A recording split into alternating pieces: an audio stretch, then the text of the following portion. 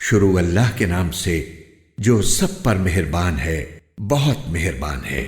ہم نے نوح کو ان کی قوم کے پاس بھیجا کہ اپنی قوم کو خبردار کرو قبل اس کے کہ ان پر کوئی دردناک عذاب آ کھڑا ہو۔ چنانچہ انہوں نے اپنی قوم سے کہا کہ اے میری قوم، میں تمہارے لیے ایک صاف صاف خبردار کرنے والا ہوں کہ اللہ کی عبادت کرو اور اس سے ڈرو اور میرا کہنا مانو۔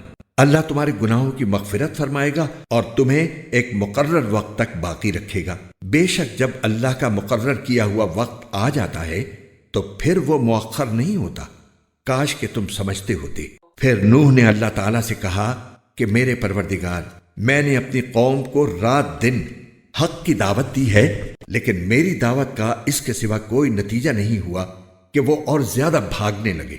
اور میں نے جب بھی انہیں دعوت دی تاکہ آپ ان کی مغفرت فرمائیں تو انہوں نے اپنی انگلیاں اپنے کانوں میں دے لیں، اپنے کپڑے اپنے اوپر لپیٹ لیے، اپنی بات پر اڑے رہے اور تکبر ہی تکبر کا مظاہرہ کرتے رہے۔ پھر میں نے انہیں پکار پکار کر دعوت دی، پھر میں نے ان سے علانیہ بھی بات کی اور چپکے بھی سمجھایا۔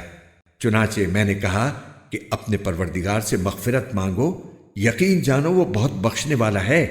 وہ تم پر آسمان سے خوب بارشیں برسائے گا، تمہارے مال اور اولاد میں ترقی دے گا اور تمہارے لیے باغ پیدا کرے گا اور تمہاری خاطر نہریں مہیا کر دے گا۔ تمہیں کیا ہو گیا ہے کہ تم اللہ کی عظمت سے بالکل نہیں ڈرتے، حالانکہ اس نے تمہیں تخلیق کے مختلف مرحلوں سے گزار کر پیدا کیا ہے۔ کیا تم نے یہ نہیں دیکھا کہ اللہ نے کس طرح 7 آسمان اوپر تلے پیدا فرمائے ہیں اور ان میں چاند کو نور بنا کر اور سورج کو چراغ بنا کر پیدا کیا ہے؟ اور اللہ نے تمہیں زمین سے بہترین طریقے پر اگایا ہے، پھر وہ تمہیں دوبارہ اسی میں بھیج دے گا اور وہیں سے پھر باہر نکال کھڑا کرے گا۔ اور اللہ نے ہی تمہارے لیے زمین کو ایک فرش بنا دیا ہے تاکہ تم اس کے کھلے ہوئے راستوں پر چلو۔ نوح نے کہا اے میرے پروردگار، حقیقت یہ ہے کہ ان لوگوں نے میرا کہنا نہیں مانا اور ان سرداروں کے پیچھے چل پڑے جن کو ان کے مال اور اولاد نے نقصان پہنچانے کے سوا کچھ نہیں دیا، اور انہوں نے بڑی بھاری مکاری سے کام لیا ہے۔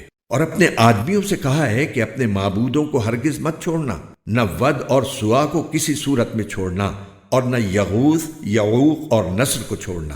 اس طرح انہوں نے بہت سو کو گمراہ کر دیا ہے، لہٰذا یا رب آپ بھی ان کو گمراہی کے سوا کسی اور چیز میں ترقی نہ دیجیے۔ ان لوگوں کے گناہوں کی وجہ ہی سے انہیں غرق کیا گیا، پھر آگ میں داخل کیا گیا، اور انہیں اللہ کو چھوڑ کر کوئی حمایتی میسر نہیں آئے۔ اور نوح نے بھی یہ کہا کہ میرے پروردگار، ان کافروں میں سے کوئی ایک باشندہ بھی زمین پر باقی نہ رکھیے، اگر آپ ان کو باقی رکھیں گے تو یہ آپ کے بندوں کو گمراہ کریں گے، اور ان سے جو اولاد پیدا ہوگی وہ بدکار اور پکی کافر ہی پیدا ہوگی۔